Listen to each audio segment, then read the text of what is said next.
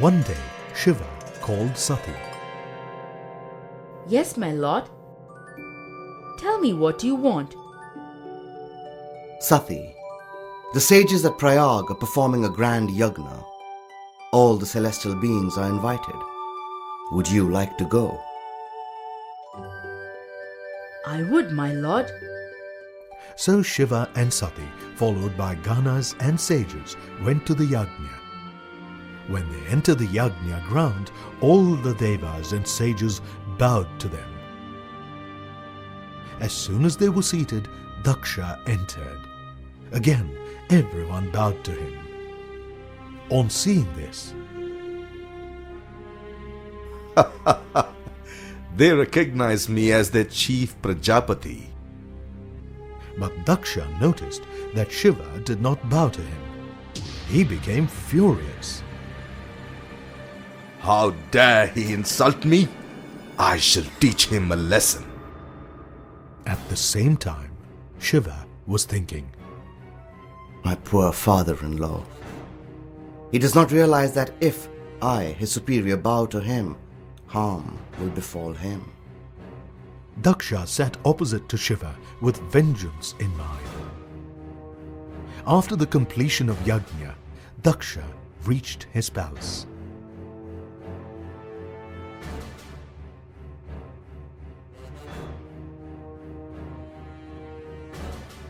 I can't wait to take revenge against Shiva.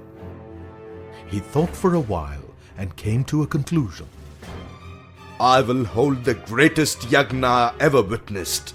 I will ask Brahma and Vishnu to escort it. I will invite all the inhabitants of the three worlds, but I will not invite my son-in-law and the ungrateful daughter who chose him. This is the best way to take revenge. Daksha made preparations for the Yagna.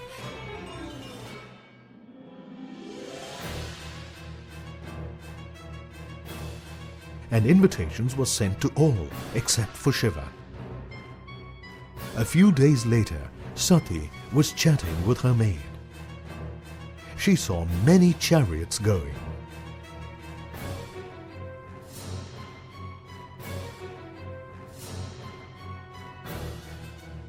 Look there. Where are they going dressed in their finest attire in such haste?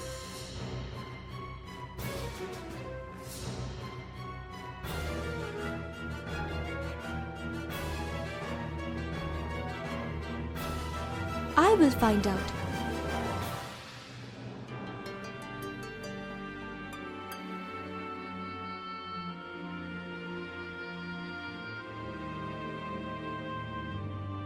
She went and inquired. When she learnt that they were on their way to Daksha's grand yagna, she was surprised.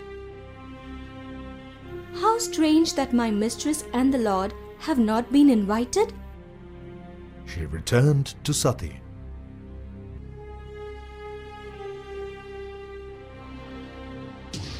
They are on the way to a grand yagna which is being performed by your father.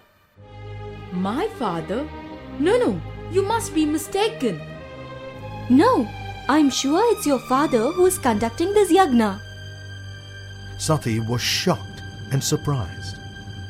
How could he have forgotten to invite us?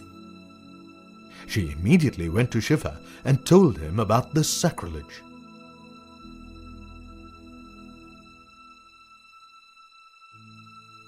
My lord, did you know that my father is conducting a yagna? Everyone is going to my father's house. Shouldn't we also be going? Shiva looked lovingly at her. We are not going because we have not been invited. Your father considers me to be his enemy and has not bothered to send me an invitation for this function. I shall not go where I am not wanted. But Sati persisted. But he is my father.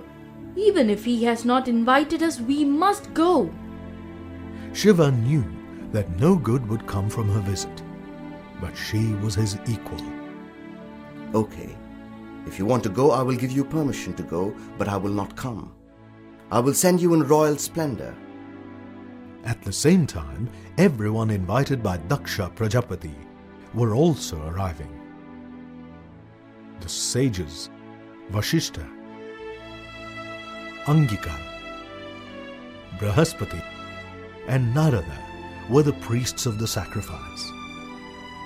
Lord Brahma and Vishnu were also seated. Although most of the gods knew that it was improper of Daksha to perform a yagna without inviting Shiva, they kept quiet. Indeed, the only person to object was the sage Dadichi, who was a great devotee of Shiva. When he saw that Daksha was not going to change his mind, he left the sacrificial hall in protest. The rituals began. Meanwhile, Sati entered the sacrifice hall. She walked up to her parents. But her father ignored her. Sati was a bit upset, but still she decided to talk to him. Father, tell me why we were not invited. Daksha turned his face and did not answer. Sati became furious and turned to Brahma and Vishnu. How can you tolerate this insult to my lord? You who... But Daksha cruelly cut her short. Stop! I have had enough of your disrespect. Why did you come at all? How can you even think of completing a sacrifice without worshipping the Lord of the universe? Do you know that no ritual is complete without invoking him? I am surprised that the great sages like Narada and Brihaspati have consented to participate in this sacrifice when my Lord has not been invited. Your husband is unworthy of being in the company of other deities on such an auspicious occasion. His appearance is disgusting. He smears ashes on his body and wanders around the cremation ground. Instead of clothes, he is clad in tiger skin. Serpents coil around his body. And this is whom you call the Lord of the universe? I gave you to him only because my father persuaded me to. As far as you are concerned, I am ashamed to call you my daughter. The day you married him, you lost all claim to my affection. You have shamelessly come here as an uninvited guest. Go away from here and never come back. Sati was just stunned. She just stared at her father. She could not believe what she was hearing. She looked around at all the gods and sages, but they all turned their eyes away, and no one spoke in her defense.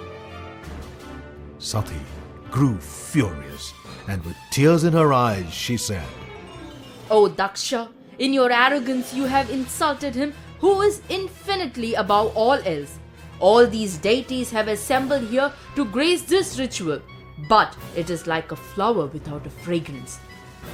My ears have heard you insult my husband, so I am no longer fit to live. My husband will avenge my death. Before anyone could realize what was happening, Sati dived into the sacrificial fire. There was stunned silence. In an instant, the festive mood turned dismal. Oh no! Oh no! Alas, Shiva's beloved has given up her body.